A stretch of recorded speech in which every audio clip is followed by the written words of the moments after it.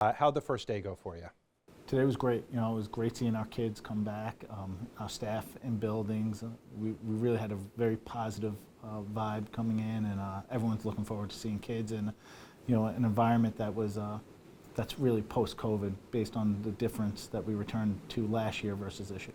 Did you feel that amongst the kids and staff, that post-COVID mentality?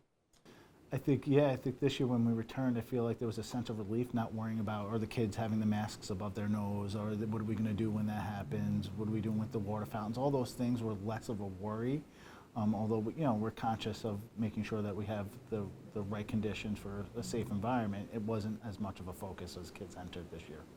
How big of a problem has learning loss been within the district over the last 2 years?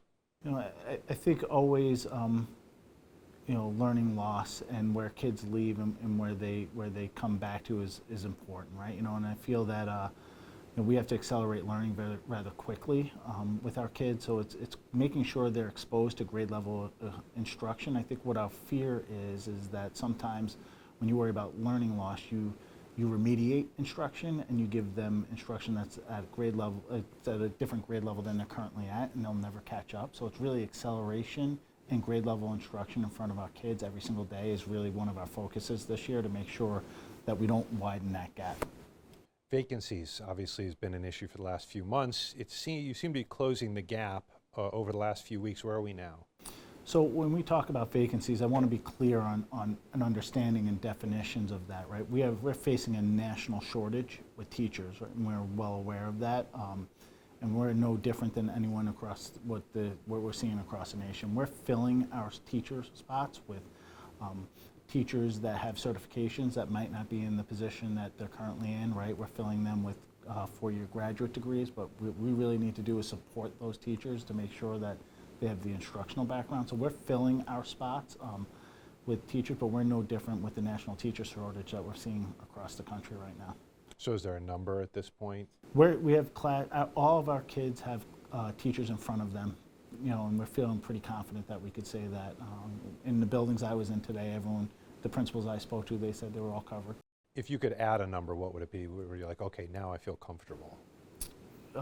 Like as far as like teachers or positions, or is everything filled? Are we at baseline? So what we want is to make sure that we're filling them with certified teachers or helping teachers earn their certification. That's one of our big focuses. We have teachers that we're working with plans on to get to being certified. We want our kids to have a certified instructor in front of them every single classroom, that's our goal. Gotcha. Right? So that's what our focus is. So the number of people filling the spots, but the number of certified you'd want to increase at this point. Okay, makes sense. Busing, where are we at with that?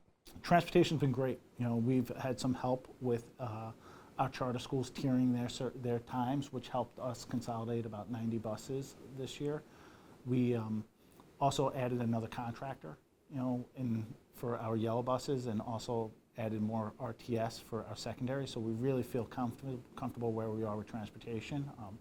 We have, there's only so many bus drivers, right, around, but we're in a pretty good shape. Our contractors have been great.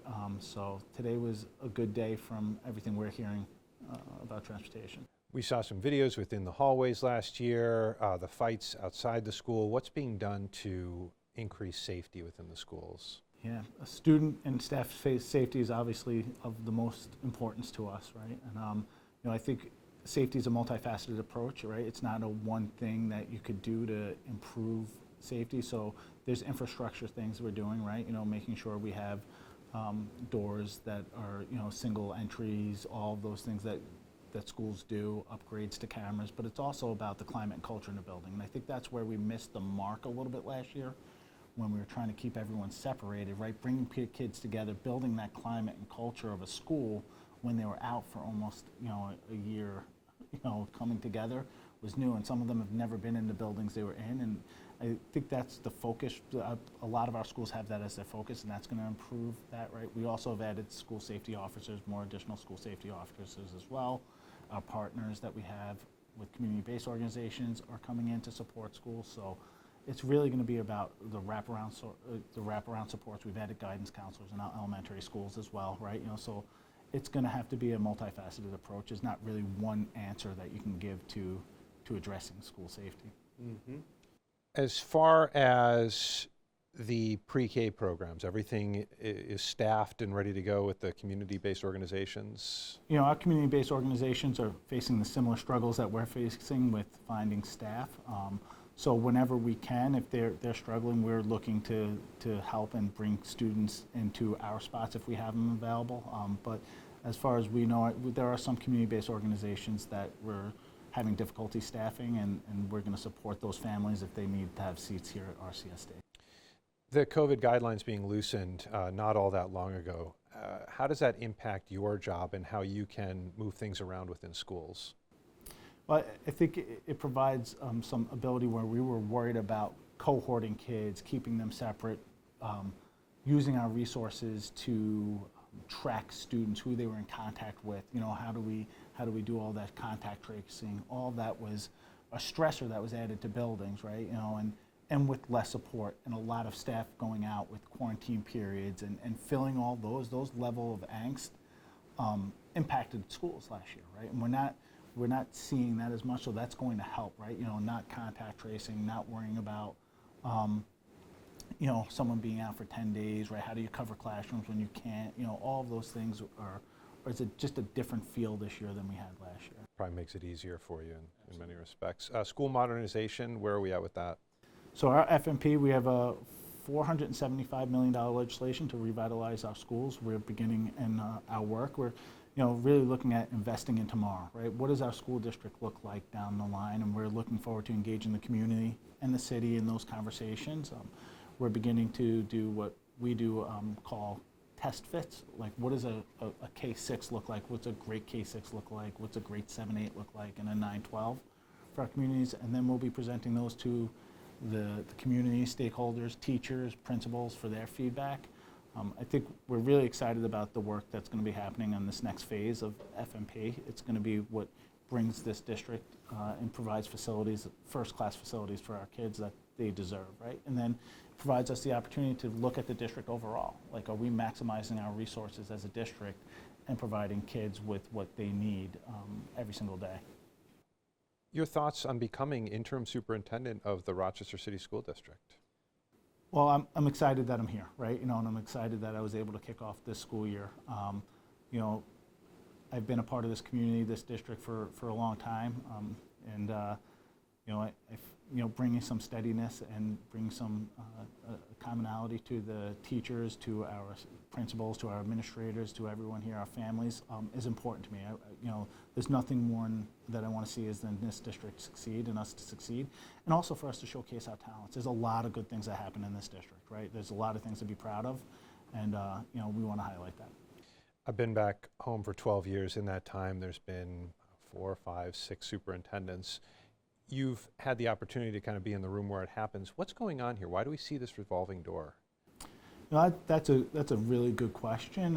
I think that, you know, we have a lot of vested people that are interested in seeing the success of this district, and when it's not moving at a pace that people want it to move at, right? You know, that always raises some questions, and it's not an easy job, right? It's not easy, but this is important work, right? And so this is also about fit and having the right person leading and doing the right thing. So sometimes it works out, sometimes it doesn't work out. You know? So I'm not in those decision-making rooms when those decisions are made, but yeah, I know how it goes. Yeah, no, I understand. One last question about the past, because I know we're talking about the future more than anything, but you know, with Barbara Dean Williams, we had the money trouble. Was there ever any report, or what ended up happening there? And the reason I ask is because we want to avoid that happening again.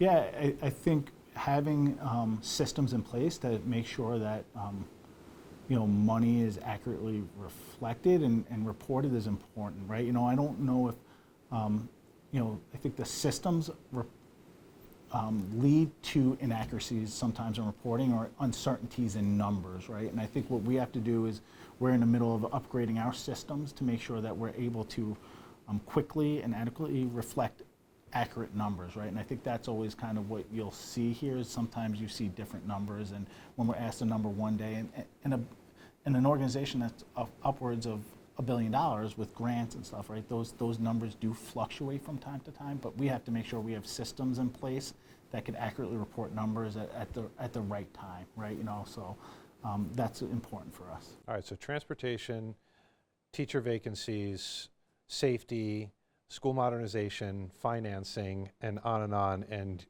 here you are. You ready for this? Oh yeah, absolutely. This, here's the one thing I will tell you, that the community, the team, the teachers, everyone wants to see our district do well, right? And anyone that's been invested in this district wants to see it succeed. And our theme right now is one RCSD, right? One RCSD is what we're talking about, because we can't do this unless we're collaborative, we're collective in our approach. But I don't think there's anyone that's working here that doesn't want to see this succeed. So our team's great.